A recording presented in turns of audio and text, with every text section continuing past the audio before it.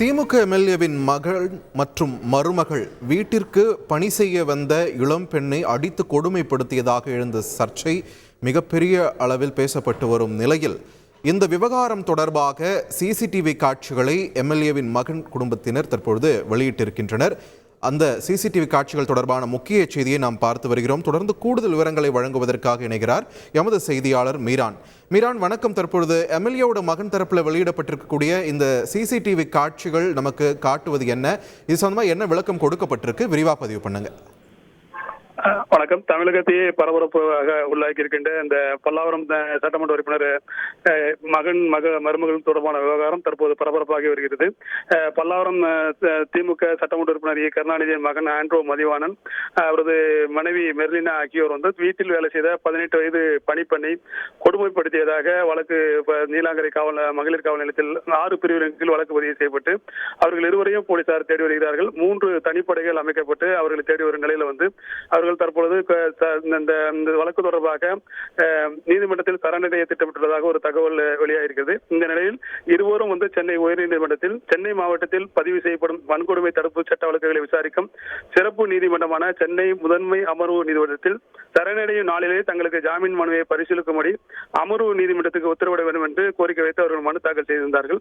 இந்த மனுவை விசாரித்த நீதிபதி ஆனந்த் வெங்கடேஷ் இருவரும் சரணடையும் நாளிலேயே அவர்களது ஜாமீன் மனுவை பரிசீலித்து இரு தரப்பிற்கும் வாய்ப்பளித்து சட்டத்திற்கு உட்பட்டு முடிவெடுக்கும்படி சென்னை முதன்மை அமர்வு நீதிமன்றத்திற்கு உத்தரவிட்டு இருந்தார்.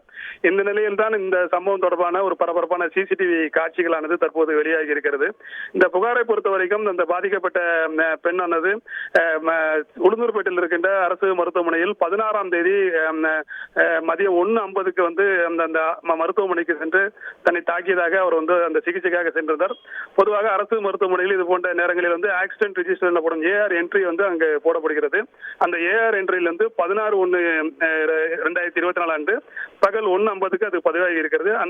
அந்த பதிவில் 15ஆம் தேதி இரவு 9 மணிக்கு இந்த திருவான்மியூர் பஸ் நிலையத்தை அருகே தன்னை ஒரு நபர் தாக்கியதாகவும் தன்னை கரண்டி தடி கை கால்களால் தாக்கி ஹேர் ஸ்ட்ரைட்னர் போன்றவற்றெல்லாம் வச்சு தாக்கியதாக அந்த ஏஆர் என்ட்ரியில் கூறப்பட்டிருக்கிறது. 16ஆம் தேதி பகல் 1:50 அந்த பெண் அந்த மருத்துவமனையில் அங்கு சிகிச்சைக்காக சென்றிருக்கிறார். அப்போது அது பதிவு செய்யப்பட்டிருக்கிறது. அந்த பதிவின் போது 15ஆம் தேதி இரவு 9 மணிக்கு தன்னை தாக்கியதாக அந்த இதில் கூறியிருக்கிறார்.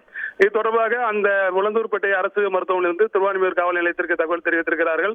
அதன் பிறகு அங்கிருக்கின்ற திருநாவலூர் போலீசாருக்கு தகவல் தெரிவிக்கப்பட்டு இந்த விசாரணையானது மறுநாள் நடைபெற்றிருக்கிறது. 17ஆம் தேதி வரை இந்த விசாரணை அந்த இருதரப்பு காவல் நிலையத்தின் மூலமாக நடைபெற்றதாக போலீஸ் தரப்பில் கூறப்பட்டு வந்தது. இந்த நிலையில் தான் தற்போது இந்த சிசிடிவி காட்சிகள் வெளியாகிறது. இந்த சம்பவத்தை ஆரம்பம் முதலே எம்எல்ஏ மகன் மற்றும் மருமகள் தொடர்ந்து மறுத்து வந்தார்கள். இந்த சம்பவம் நடைபெறவில்லை என்றே கூறி வந்தார்கள். இந்த நிலையில் தான் பொங்கல் செலிபிரேஷனுக்காக பொங்கல் கொண்டாடுவதற்காக தாங்கள் 14ஆம் தேதியே வீட்டிலிருந்து கிளம்பியதாக தெரிவித்திருந்தார்கள். இந்த நிலையில் சிறுமி அந்த மருத்துவமனையில் கொடுத்த தகவலின் போது 15ஆம் தேதி காலை 9 மணிக்கு தன்னை தாக்கியதாக கூறியிருந்தார். ஆனால் தற்போது உள்ள சிசிடிவி காட்சிகளின்படி பார்க்கும்போது 14ஆம் தேதி இரவு 7:30 மணி அளவில் இந்த விக்கிரவாண்டி சுங்கச்சாவடியில் அந்த சிறுமியுடன் எம்எல்ஏ மகன் மருமகள் இருக்கும் காட்சிகள் தற்போது வெளியாகி இருக்கிறது. அந்த பகுதியில் இருக்கின்ற சுங்கச்சாவடி அருகே ஒரு டீ கடையில் அவர்கள் டீ சாப்பிடுகிறார்கள். அதன் பிறகு அவர்கள் செல்வது போன்ற காட்சிகள் தற்போது வெளியாகி இருக்கிறது. இதன் பிறகு 9:30 மணிக்கு அந்த சிறுமியை நாங்கள் வீட்டில் விட்டு விட்டதாக இவர்கள் தரப்பில் தெரிவித்திருக்கிறார்கள். அது தொடர்பான காட்சிகள் தான் தற்போது பரபரப்பாக வெளியாகி இருக்கின்றன. இந்த காட்சிகள் அடிப்படையில் பார்க்கும்போது 14ஆம் தேதி இரவே அந்த சிறுமி அந்த வீட்டில் நாங்கள் கொண்டு சென்று விட்டுவிட்டதாக எம்எல்ஏ மகன் மருமகள் தரப்பில் தெரிவிக்கிறார்கள். அதற்கான ஆரம்பமாக இந்த சிசிடிவி காட்சிகளை அவர்கள் காண்பிக்கிறார்கள்.